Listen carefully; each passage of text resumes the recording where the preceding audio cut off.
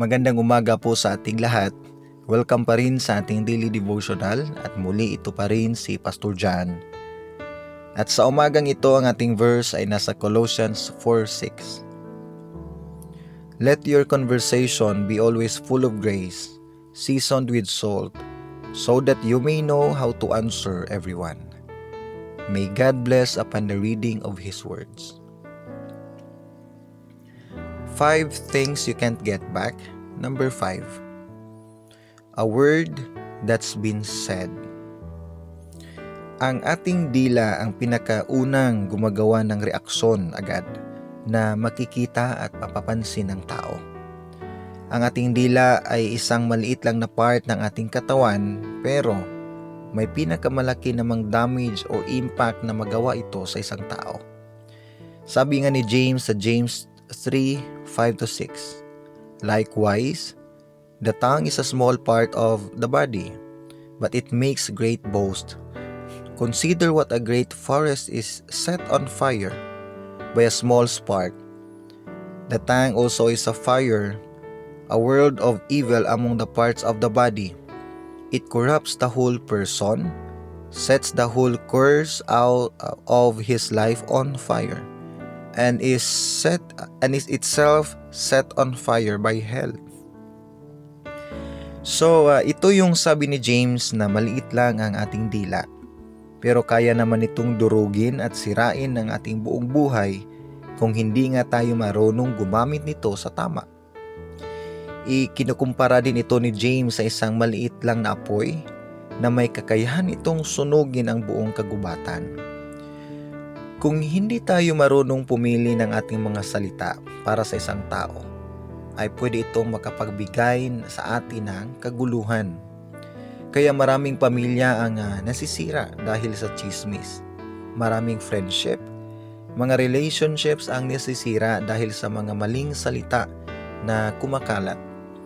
Sabi ng Proverbs sa Proverbs 21:23, those who guard their mouths and their tongues keep themselves from calamity. Ang ating dila ay isa sa mga influential na part ng ating buhay. Marami sa mga great leaders ng mga bansa na nakukuha nila ang atensyon at pagtitiwala ng mga tao dahil sa the way sila magsalita. So on the other side, ang ating mga salita pala ay pwedeng makagawa ng mga mabuting impact ng isang tao kung marunong lang tayong gamitin ito sa tama. Itong advice ni Apostle Paul sa ating verse sa Colossians 4:6. Let your conversation be always full of grace, seasoned with salt, so that you may know how to answer. Gawin natin constructive or may magandang influence ang ating mga salita sa bawat isa. Hindi naman ibig sabihin nito na magiging perfect na talaga tayo sa ating mga pananalita. Pero may magagawa tayo para mas maiwasan ang di magandang mga salita.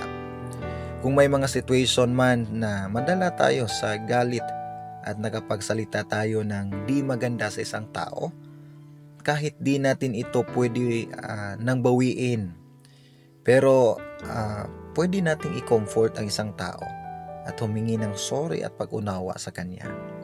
Sa Book of Proverbs, sabi ni Haring Solomon sa Proverbs 18:21, the tongue has the power of life and death, and those who love it will eat its fruit.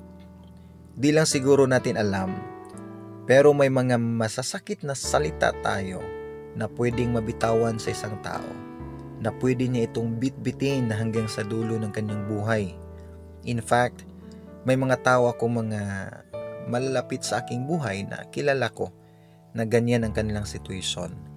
Ang totoo, kahit ako, may mga situations na hindi ako aware sa aking mga salita. Sa mga tao naman na nagiging aware ako na napagsalitaan ko ng di maganda at na-offend sila, ay dinadasal ko at lapitan ko sila sa paghingi ng tawad. May mga tao din na di natin alam na nasaktan na pala sa ating mga salita, pero hindi lang ito natin napapansin. Kaya ang mas maganda ay idisiplina natin ang paggamit ng ating mga salita bago ito makadamage ng isang buhay. May mga bagay na dapat na lang nating iwasan at disiplinahin ang ating bibig sa paggamit or apply ng mga prinsipyo na ito. Number 1, iwasan ang pagdagdag o bawas sa isang chismis na kumakalat. Number 2, kung ang news naman ay totoo at dumating ito sa iyo, ipagdasal mo na lang ang taong iyon at gawin mong constructive ang information at hindi destructive. Number 3, umiwas sa mga taong madaling makakita ng mali sa isang tao. Number 4, i-practice mo magsalita ng mga magagandang bagay at mag-involve sa leadership training sa inyong church. The more ka mag-lead at mag-serve sa mga tao, the more ka magiging aware sa mga salita mo sa iba. Number 5, ipagdasal mo ang sarili mo na tulungan ka ng Holy Spirit sa attitude mo. Number 6, sumabay ka sa mga tao na may positibong salita at may influence sa godly life mo. At number 8, sa huli, huwag ka na lang mag-comment kung hindi naman maganda ang intensyon mo sa isang tao. Ito yung mga bagay na dapat nating tandaan para mas maiwasan natin ang di magandang impact, influence na mabigay natin sa pamamagitan ng ating mga salita. God bless you. Tayo po ay manalangin. Ama naming makapangyarihan, salamat po sa umagang ito. Kami po ay binigyan mo na naman ng isang aral, isang magandang bagay na pwede naming ma-apply sa aming buhay.